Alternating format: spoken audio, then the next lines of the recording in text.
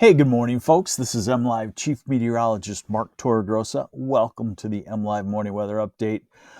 Quite a bit to talk about. The most impactful thing for all of us that I see in the weather the next 7 to 10 days is what looks to be an Arctic front passing through the area sometime next week, and it looks to have rain ahead of it, rain not stopping, and then a rapid temperature drop. So that's the time period where we get what we've called the flash freeze, where the roads are wet and then instantly goes from 40 to say 20 and the roads freeze up. That's out in the distance, but it's just something that I'm going to start to key in on because it's a key travel period. So let's get to it here and show you what's going on. Now, a little deceiving today on the radar.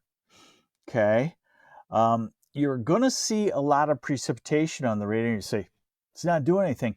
There's very dry air to have precipitation in place. So I wanted to show you that. So you look at the radar here and you say, oh, okay, well, we got rain coming very shortly here in Kalamazoo and Grand Rapids. We have snow right now. In Saginaw, we have snow. No, we don't. The reason why is, and I don't know if you can see this really good, but, look at something like, Mount Pleasant, temperature of 32, dew point of 18, and a relative humidity of 57%. So you can't get precipitation with that dry of air at the surface. And I thought on our forecast maps, we would start with the relative humidity just to show you that a pocket of dry air is developing and will continue to develop, and that'll hold things off. Basically, this is my long-winded way of saying that it'll hold things off as far as precipitation goes. So what you're looking at here is a relative humidity forecast. Look at noon, kind of dries out. Relative humidities 60 to 70% across a good chunk of lower Michigan. Precipitation, at least in the winter, does not fall through that kind of thing. Hey, Dave Brooks, good morning. And Susie McIntosh, good morning. And Michelle Rohr from Lewiston, good morning to you. So through the afternoon and evening, we continue with the dry air. Still have places with 65% relative humidity or less. And so then as you see, as we go into the night, this is 5 a.m. tomorrow, 6 a.m., it moistens up, and that's when the precipitation starts, is overnight tonight. Karen Jacobs, Bay City, hello. All right, so let's now look at the big picture of what's going to happen. And basically, the scenario is we got quite a storm system off to the west. It's a big wind generator. We're on the mild side of it for the first part. Then Friday into the weekend, we get on the colder side of it and we get the lake effect snow. The east side of the state gets, decorative flurries, but nothing substantial as far as snow, while the west side of lower Michigan starts to get into meaningful accumulations. All right. So, and then we look for the Arctic front next week. So here is tonight, tomorrow morning, and I'll show you a closer look in a second. So the precipitation comes in tonight. Most of lower Michigan, it's going to be in the form of rain. Hey, Brian Wilson from Soggy, Alabama. Watch out, too. Tornadoes around that area, too. So keep an eye out.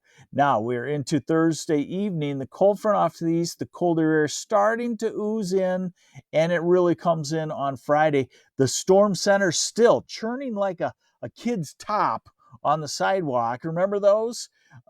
Back in Wisconsin. And so this isn't the moisture-laden part of the storm, but then we go into Friday night and Saturday morning.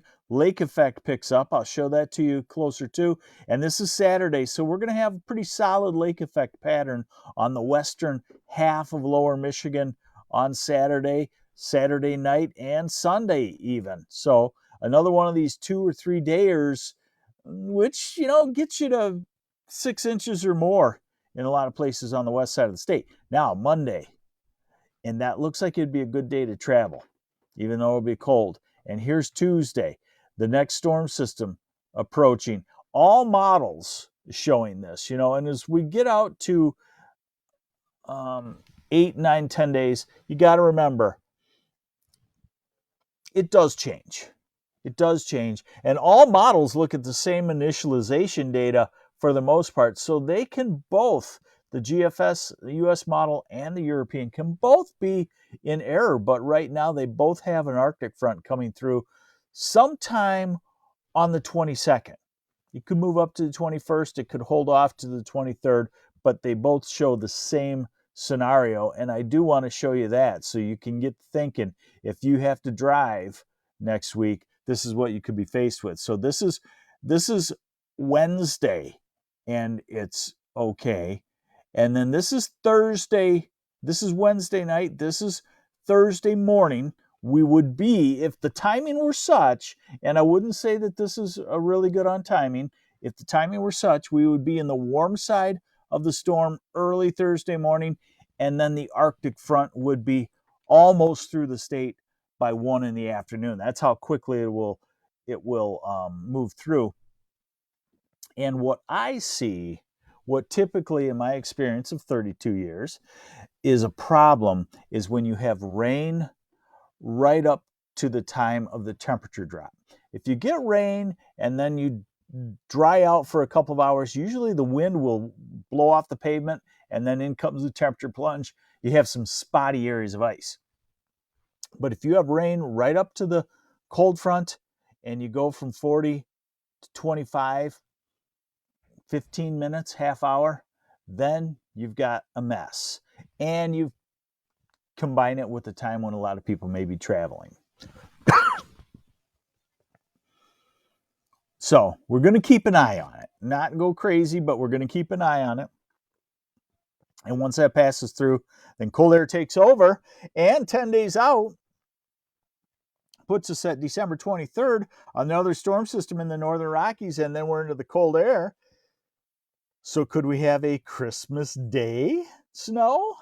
Carol Northley, how's it going to be December 24th? Have to go to Metro Airport to pick up someone. Too far out right now. So you'll have to ask again about 5 or 6 days out. All right, a little closer of a look. By the way, please do hit share. Please send me some feedback. Too long, too short. I'm trying to get out the whole thing, and you know what? I don't have to worry about commercial breaks, so I might as well give it to you, and you take with it what you want. Hopefully you're with your morning cup of coffee. So here's our forecast for tomorrow morning. A messy mixture maybe in northern parts of lower Michigan, but the rest will be rain. And then we kind of dry slot Thursday afternoon. And then we get into, obviously, the well-defined lake effect. This is Saturday and Saturday night. And Saturday night, that's a well-defined lake effect pattern into Sunday. And then it shuts down. And then we go to our Arctic front. And this is 7 a.m. Thursday. You can clearly see where the Arctic front, it goes from rain to snow. And by 1 p.m., which is pretty far out in time, but this model has been good on timing. Could be, just 6 hours off. We'll have to see. We'll have to see on this. But the concept is probably very likely. Hey, thank you, everybody, for sharing. Do appreciate it. Sometime on the 22nd. So we will just keep an eye on that. Here is our closer up model showing that as we get to midnight, mixture, possibly sleet to freezing rain in there, in the middle of the night in the center part of the state. But by morning, we're pretty much all rain. And then you can see that as we get to Friday afternoon, the lake effect pattern begins to develop, and Grand Rapids up to Traverse City in the northwest part of the state gets snowy. How much snowfall? The first initial burst, not a lot, and it goes away. And then here's Friday and Saturday and Sunday. And so we start to pile up. I'm going to say it's a 5 to 9 inch area from Benton Harbor to Grand Rapids to maybe Big Rapids, up to Cadillac, through the Traverse City area, up to Charlevoix and Petoskey. Okay. Oh, US model. Yeah, just let's take a look at it. We don't often show it to you because the European is better and it's kind of overload, but showing the same thing, a swirl and a lake effect pattern on Saturday into Sunday. And then what does it do? Does it show an Arctic front? Here's Wednesday, and then here's Thursday morning and Thursday 1 p.m. And it has the Arctic front. It has temperatures in the upper 20s ahead of it and temperatures below zero right behind it. And then the swirl of the Arctic air as we go into the 24th. It doesn't have anything for the 25th, but I wouldn't trust it that far out. And just one last thing for you, temperatures. So today is going to be windy, so we're really not going to feel very warm. It's going to be a raw wind, even if you're in the mid to upper 30s, like 38 in Grand Rapids. Tomorrow, it's going to be a wet, mild morning in the low 40s in a lot of places. And then Friday's a little bit colder, 30s, and Saturday's colder, below freezing. And then Sunday trying to get a little colder on the west side of the state. Monday pretty cold, and Tuesday and Wednesday ahead of the Arctic front. We pop up into the 40s perhaps. Now, look at this. This is the Arctic front day that we're targeting. Hey, thank you, Mynell Molesby. And thank you, Heather Avery. I appreciate that very much. So this would be next Thursday. This would be our impactful weather. This would be Thursday's high temperature forecast. Now, some of that 40s can be early in the morning, but look at the change from, say, 44 at Muskegon to 24 in Milwaukee to single digits in the western part of Wisconsin. So that tells me that it could be a 20-degree temperature drop in 15 minutes to a half hour or so. And that's what in my experience has caused some of the flash freezes. I can think of 5 or 10 of them that we've had over the years. This smells like it could be that. Just keep an eye on it. And then Friday, look at the high temperatures. This would be the 23rd. Ouch. So we know a pattern change is coming.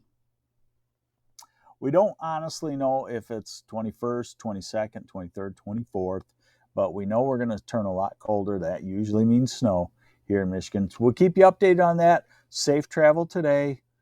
Not bad tomorrow, most of the area.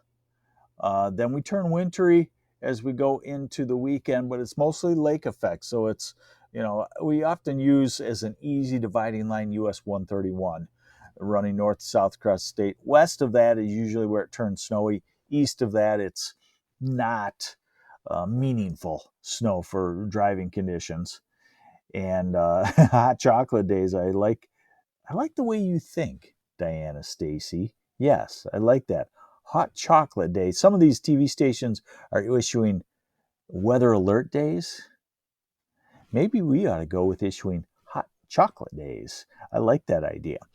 Thanks for joining me on the MLive Morning Weather Update. I will always try to keep you updated of the significant weather changes.